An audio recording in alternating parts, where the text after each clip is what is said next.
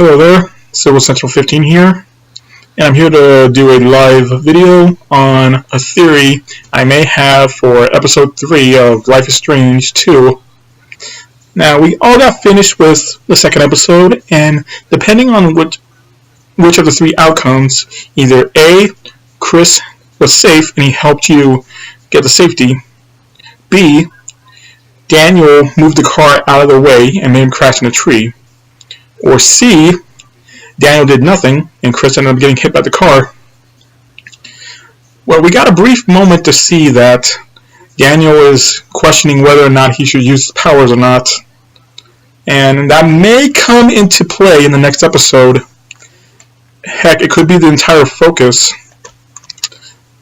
Now, as we last saw, they were heading on board a train, and in the small preview, we saw them inside a wheat farm, and we could hear Cassidy's voice, meaning they hooked up with them. So, a theory is that as they ride the train, they could either A, find them on the train as they're traveling and talk, or B, get off the train and encounter them. Either way, I did some research, and Cassidy said that they were headed to Humboldt County of California. That's just west of Redding City. Basically, it's a few miles across the border of California in the upper left part of the state. So, technically, they should have just crossed into California. Now, I would show you a map to tell you or show you what it looks like and where exactly they should be, but I don't have the tech skills to do that, so sorry. Just at least give this video a chance. Now, I got a couple of theories. One theory is that they're going to need money in order to travel, so Cassidy could help Sean and get him a temporary work job at the farm that they show at the end of the episode.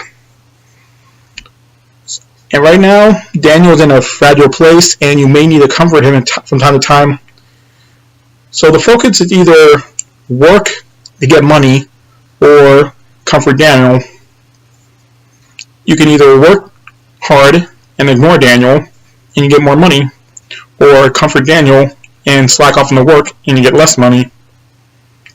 Until we find out what the title of the episode is, we won't really know what it entails. Now, another theory of mine is that the California family from episode 1, the one where you can either beg for food or send Daniel to beg for food, I think we might see them again. It's a long shot, but their license plates say they are from California, and when you talk to the mother, or when you're able to through the dialogue choices, she said they're on their way to Vancouver, Canada to check out their new home. I just say Canada because Vancouver is a mostly noted city in the country. So what if something happens that delayed them from moving into their new home, so they're back in California? You could possibly run into them again. Maybe a long shot, but it's a possibility. And whatever your actions were in the previous episode with them could have an effect on how their meeting with them goes. That's really all I can deduce from my own mind. Until we figure out the title of the next episode, we won't really know much. Now, either by the end of the episode or in episode 4, they could either be going to either end up in Sacramento or San Francisco, since those are the closest cities, or closest big cities. It would be wise for them to hang out or hide out in a big city. That way they won't get noticed that quickly, unlike in Beaver Creek, where if you've gone out, someone will report them. Okay. Also, there are two more things I want to discuss briefly. First off, if you looked at the newspaper article after Daniel and Sean ran from the house in episode 1, you can check out the newspaper clipping that Sean has. if you read carefully, you can see that it says that Brett, the bully who was picking on Daniel, and the one you stood up to, was still alive, and he's recovering in the hospital. Brett could come back later on as he recovers. Either A, he could make the whole entire situation worse, saying that you guys attacked him, or he could possibly have a change of heart, which is a long shot, and actually it comes to your defense. I don't know. That's just something that I just thought of. And 2 is Lila.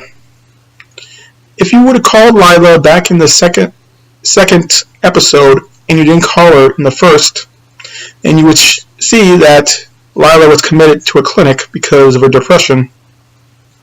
That makes it seem like every time Sean calls her, she gets more sane and is able to cope. So, I'm thinking about this Sorry. I can't really cut out any of these mistakes. These are all just live. What you see is what you get. Okay. I'm thinking that this part with Lila is kind of like back with Alyssa from the first Life is Strange. Remember Alyssa? The girl you always managed to save in every episode? First episode, you stopped a football from hitting her in the head. Second episode, you stopped a toilet paper roll from hitting her. Third episode, you stopped her from getting soaked with water. And fourth episode, you stopped her from getting knocked into the pool. And in the fifth episode, she allows you to save her if you manage to save her the previous times. But if you didn't save her or do any of those interactions before, she won't trust you and she will end up dying in the fifth episode.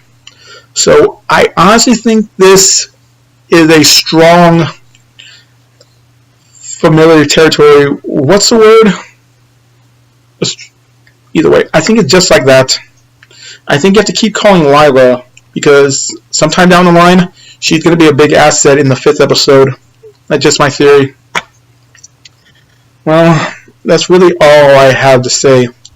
I'll try making follow-up videos about this, but only if you guys give this video a chance and don't mind the whole entire no fade out, no something like that. I'm not really good at computers, so I'm willing to learn though.